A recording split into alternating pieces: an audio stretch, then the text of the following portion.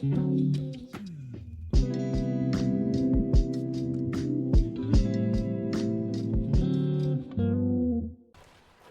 this video, I'll explain how to prepare your side rail planks that will be glued to your board in the next step.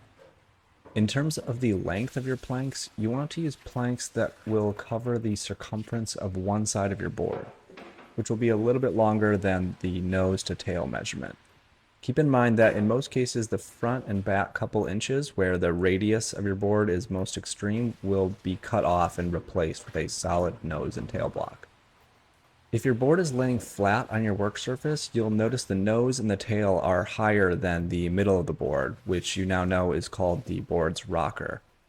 So the width of your side rail planks needs to cover the maximum down to the minimum height of your side rails.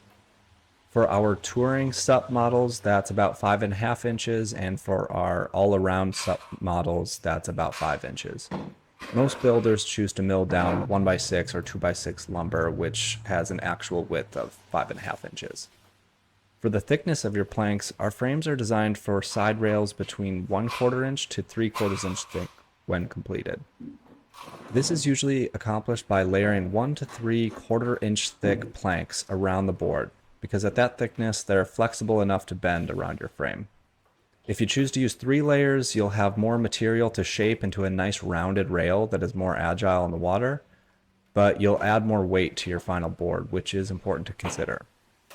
If you choose to use 1 layer, you're left with less material to shape and therefore a flatter rail that makes turning in the water a bit more effortful.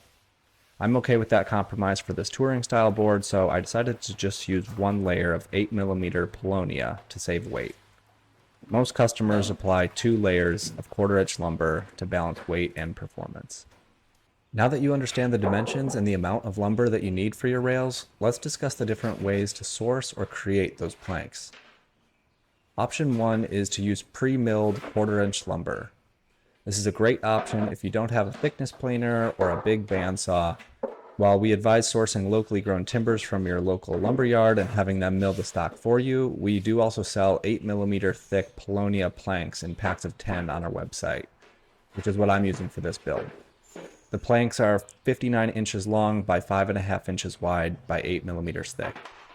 I only used 5 of the 10 planks to span the full distance around this 11-foot 8-inch board, so you can easily use 1 pack of planks if you want to add 2 layers to your rails. The second option is to mill your own planks at home. This is for anyone with a large enough bandsaw or a thickness planer.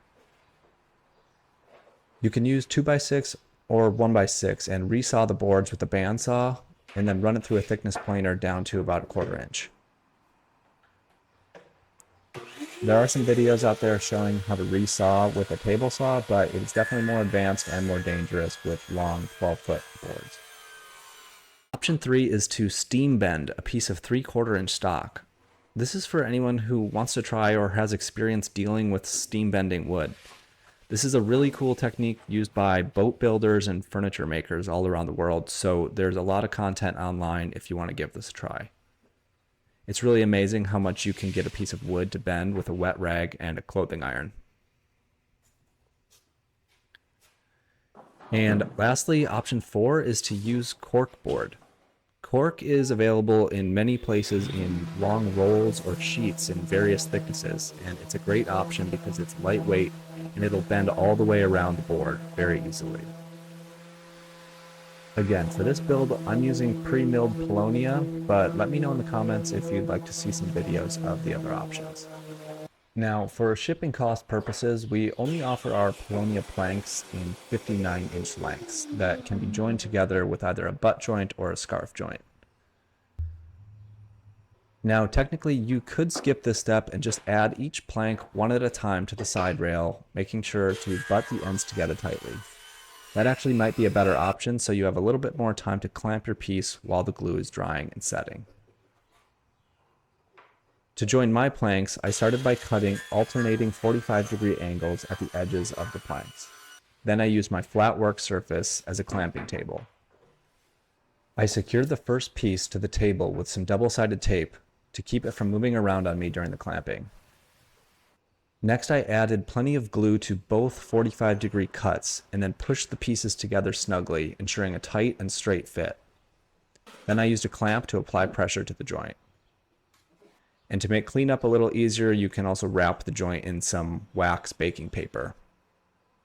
After the glue is dried completely, remove the clamp, chisel off the excess squeeze out, and sand smooth with sandpaper. As a side note, I did a little test here with Titebond 3 and my polyurethane glue just to see what might work better with this type of joint. And I found that the polyurethane glue was better, and I actually had one of my Titebond 3 joints break when bending around the nose of my board.